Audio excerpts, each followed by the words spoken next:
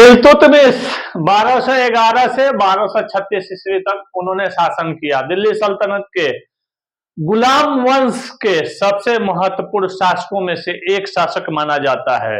उनके प्रशासनिक संस्थापक कहा जाता है किसका? वास्तविक सल्तनत का जो है ना, दिल्ली सल्तनत का संस्थापक किसको कहा जाता है? इल्तुतमिश को कहा जाता है। ये क्वेश्चन जैसे आप लोगों को पूछ दे, पीटी का क्वेश्चन है ये, इसमें पूछेगा आप लोगों को, तो आप लोग ये बता दीजिएगा 1211 से 1236 तक, मतलब इन्होंने शासन किया आपको 25 वर्ष तक। और इनका पूरा नाम क्या था? शमसुद्दीन इल्तुतमिश। ये गुलाम वंश के थे।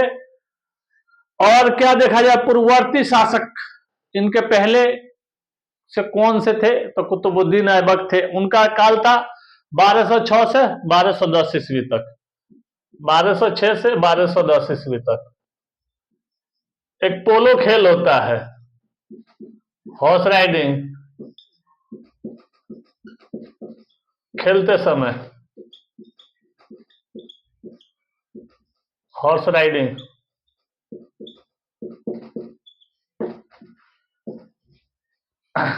इनकी मृत्यु हो गई गिरने के कारण। मैं पढ़ाऊंगा आप लोगों को ये कुतुबुद्दीन ऐबक आगे में। इनके उत्तराधिकारी क्या था? कौन था? रजिया सुल्तान। उपाधियां इनको क्या मिली थी? सुल्तान ए आजम, खलीफा द्वारा सुल्तान की मान्यता दी गई थी। प्रमुख विशेषताएं क्या थी? दिल्ली सल्तनत को संगठित और अस्थायी रूप दिया गया था। तुर्कान चहलगानी 40 तुर्की सरदारों का एक संगठित किया था इन्होंने, और मंगोल आक्रमण से भारत को इनको क्या था? बचाना था। सिक्का प्रणाली और प्रशासनिक ढांचे में काफी विकास किया था इन्होंने। सत्ता प्राप्ति और चुनौतियां 1210 में कुतुबुद्दीन ऐबक की मृत्यु के बाद बताया ही आप लोगों को, उसके बाद क्या हुआ था? ये दिल्ली सल्तनत की अस्थिरता आ गई थी और उत्तराधिकारी आराम शाह को अमीरों ने अयोग्य घोषित कर दिया था कि ये आराम शाह इसके पास इनके बाद आए ना, तो मतलब क्या बोले अमीर लोगों ने। देखिए पहले क्या होता था, पहले जो लोग बैठते थे ना, तो अमीरों का जो है ना एक वर्चस्व कायम रहता था। वो अमीर जिसको चाहते थे उसको बैठाते थे गद्दी पे, सुल्तान बना के, जिसको चाहते थे हटा देते थे। अभी आपके पास उतना पैसा हो जाए बहुत ज्यादा, अभी संसद जितने सारे हैं सबको आप जो है ना, अब छोड़िए ये सब टॉपिक पे नहीं चलना, आगे चलते हैं, देखते हैं। शुरुआती चुनौतियां, कुतुबुद्दीन ऐबक के समर्थकों का विरोध, यल्दुज और कुबाचा जैसे प्रतिद्वंदियों से संघर्ष करना, मंगोल आक्रमणों का खतरा।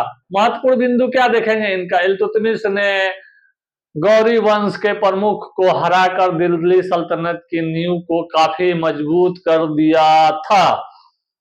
मंगोल आक्रमण के दौरान उसने शमसुद्दीन बलबन की नीति अपनाई और हमलावरों को संघर्ष जो है ना उन्होंने नहीं किया। जैसे आओ भाई लेना है ले लो, हमें कुछ नहीं करना है। लेकिन एक चीज है, बलबन की भी नीति क्या थी? जैसे प्रशासनिक व्यवस्था बहुत ये थी, अगर तौल में कमी होती थी तो शरीर से उतना मांस खींच लेता था, ये मान के चलिए आप लोग। बहुत खतरनाक, मतलब लॉ एंड ऑर्डर बहुत टाइट था। आइए चलते हैं, प्रशासनिक और सैन्य सुधार इसमें क्या देखेंगे इल्तुतमिश में।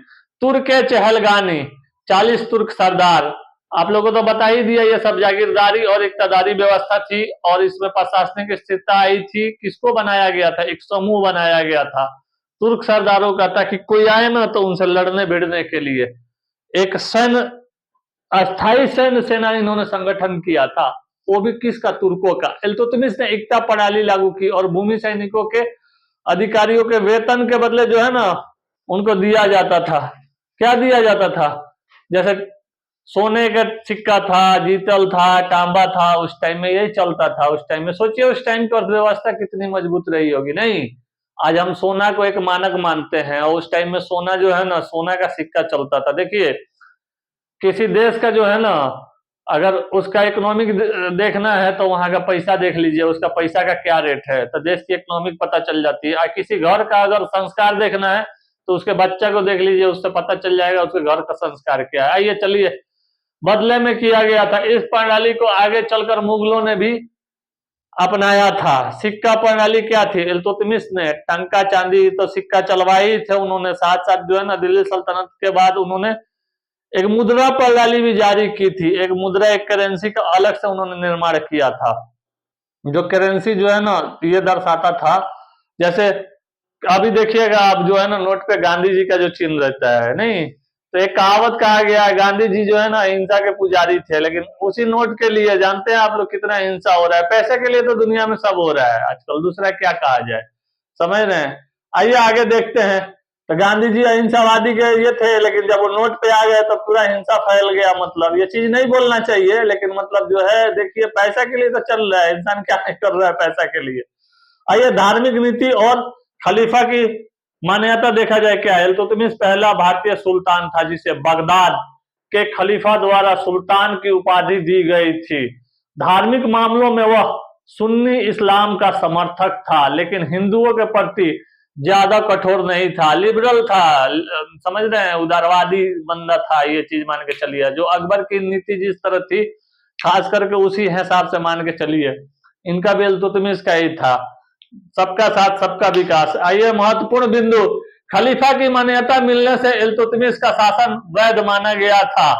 आप लोग अभी जोड़ सकते हैं, आप लोग अभी जो हालात चल रहा है ना अभी देश के लेके सब, लेकिन पॉजिटिविटी में जाइएगा आप लोग, नेगेटिविटी पे मत दिखाइएगा, नहीं तो एग्जामिनर नंबर काट देगा आप लोगों का, बोलेगा फसादी है, या के अधिकारी बनेगा तो फसाद फैलाएगा। तो इसलिए जो है ना कोई भी चीज आप लोग जब लिखिए ना तो उसमें पॉजिटिव दिखाइए, थोड़ा थोड़ा निगेटिव दिखाइएगा, ज्यादा निगेटिव मत दिखाइएगा।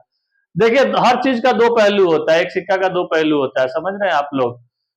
लेकिन हाँ, लेकिन निगेटिविटी उतना ही दिखाना है जितना चल सके, ज्यादा excessive everything is the bad कहा गया, समझ रहे हैं आप लोग। आइए महत्वपूर्ण बिंदु क्या देखा जाए, इनका इल्तुतमिश साहब का देखा जाए। खलीफा की मान्यता मिलने से इल्तुतमिश का शासन वैध माना गया था। उसने अपने शासन को धार्मिक राजनीतिक समर्थन दिलाने के लिए इस्लामिक नेताओं को काफी जो है ना महत्व दिया था उन्होंने। युद्ध और विस्तार नीति, योलदूज और कुबाचा को हराया था उन्होंने। गौरी वंश के प्रमुख शासकों से संघर्ष किया और गजनी तक लाहौर पर अधिकार कर लिया था। बंगाल और बिहार पर अधिकार भी हुआ था। इल्तुतमिश ने बंगाल के विद्रोही शासकों को हराकर बंगाल और बिहार के दिल्ली सल्तनत का हिस्सा बना दिया था, दोनों बिहार बंगाल मिला के। और मंगोल आक्रमण चंगेज खान का हमला कब हुआ था, 1221 ईस्वी में हुआ था। चंगेज खान ने भारत पर आक्रमण करने की योजना बनाई थी, लेकिन इल्तुतमिश ने न तो संघर्ष किया था और न ही शरण दी थी। इससे भारत पर मंगोल आक्रमण का खतरा टल गया था। महत्वपूर्ण बिंदु, भारत मंगोल आक्रमण से बचा रहा, उसने युद्ध नीति को व्यवहारिकता दिखाई और मंगोलों के सीधा टकराव नहीं किया था और युद्ध को टाल दिया, धीरे धीरे बात करके ये करके टहला बहला के फुसला के भेजा, चलो जाओ हम आपस में यहाँ समझ बूझ लेंगे, तुम्हारी कोई जरूरत नहीं है, हम सफिशियंट है। मतलब ये चीज है। उत्तराधिकारी और ताजपोशी, इल्तुतमिश की मृत्यु 1236 ईस्वी में हुई थी। उसने अपने पुत्र रुकनुद्दीन फिरोज को उत्तराधिकारी बनाया, लेकिन वह अयोग्य साबित हुआ था, काबिलियत नहीं थी उसके अंदर, उसके अंदर एक क्या बोलते हैं गट्स नहीं था जो एक शासन व्यवस्था को सुचारू रूप से चला सके। रजिया सुल्तान भारत की पहला महिला शासक थी। उन्होंने जो है ना सिंहासन को सौंपा गया था और उसके बाद सौंपने के बाद से